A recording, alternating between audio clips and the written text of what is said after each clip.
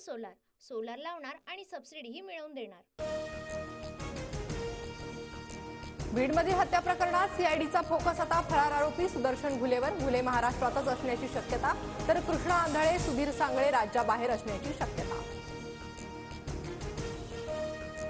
बीडच्या मस्साजोगमध्ये ग्रामस्थांचं सामूहिक जलसमाधी आंदोलन। संतोष देशमुखांच्या मारेकऱ्यांना अटक करण्याच्या मागणीसाठी ग्रामस्थ आक्रमक।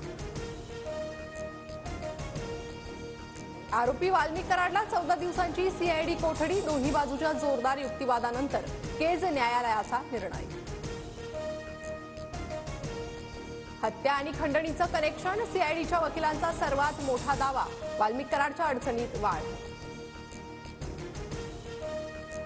वाल्मिक कराड सामाजिक कार्यकर्ता आणि गरीब राजकारणी, कराडच्या वकिलांचा कोर्टात दावा। हत्येचा आरोप राजकीय द्वेषापोटी झाल्याचा युक्तिवाद। बीड सरपंच हत्या प्रकरणात आरोपी फासावर लटकेपर्यंत स्वस्थ बसणार नाही। प्रत्येक दोषींवर कारवाई करणार, गुंडांचं राज्य चालू देणार नाही, मुख्यमंत्री देवेंद्र फडणवीसांची ग्वाही। बीडच्या घटनेला मराठा विरुद्ध वंजारी रंग दिला गेला। वाल्मिक कुठे लपला हे पोलिसांना माहीत नव्हतं याचं आश्चर्य, प्रकाश आंबेडकरांची टीका। पोलिसांना घाबरून वाल्मिक कराडनं शरणागती पत्कारली। वाल्मिक कराड शरण आल्यानंतर गोगावलेंची प्रतिक्रिया।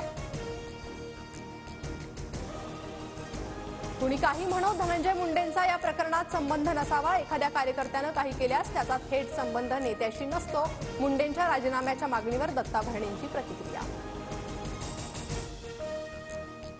जळगावातील पाळधी गावात 2 गटांमध्ये राडा, संचारबंदी लागू। गुलाबराव पाटलांच्या पत्नीच्या वाहनाचा धक्का लागल्याच्या कारणावरून वाद, नियंत्रण पथकासह पोलिसांचा ताफा तैनात। जळगावच्या पाळधीत राड्यादरम्यान नागरिक आक्रमक, काही जणांकडून 3 ते 4 दुकानांसह वाहनांचीही जाळपोळ आणि तोडफोड। अजित पवार आणि शरद पवारांनी पुन्हा एकत्र यावं, पवार कुटुंब गुण्यागोविंदानं नांदावं। अजित पवारांच्या आई आशा पवारांचं विठुरायाकडे साकडं। निवडणुकांनंतर मराठी माणसांविरोधात दंडेलशाही, महिलांविरोधातील अत्याचारात वाढ। महिलांबाबतच्या तक्रारींसाठी संपर्क कक्ष सुरू करा, राज ठाकरेंचे कार्यकर्त्यांना आदेश।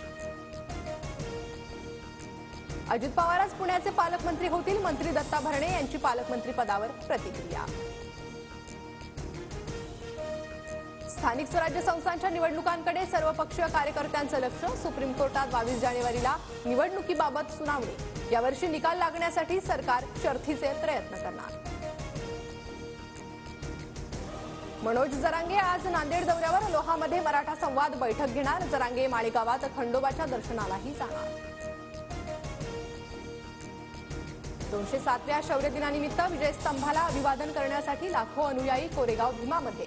विजयस्तंभ परिसरात आकर्षक फुलांची सजावट, 5000हून अधिक पोलिसांचा बंदोबस्त। म्हाडा नव्या वर्षात 2.5 ते 3 हजार घरांची लॉटरी काढणार। अत्यल्प आणि अल्प गटासाठी अधिकाधिक घरं राखीव ठेवण्याचा प्रयत्न।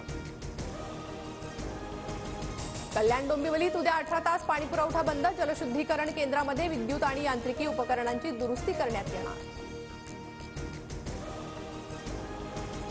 तेलाचे दर वधारले, सोयाबीनच्या दरात वाढ आणि केंद्रानं 20% आयात शुल्क आकारल्यानं तेलाच्या दरात 30% वाढ।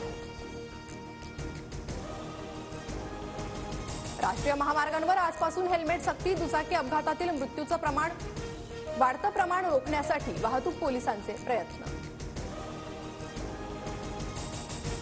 मुंबई नागपूर समृद्धी महामार्गावरील इगतपुरी आमने टप्प्याचं काम 100% पूर्ण। टप्पा मार्चमध्ये वाहतूक सेवेत दाखल करण्याचं MMRDCचं नियोजन। सोलार, सोलार लावणार आणि सबसिडीही मिळवून देणार।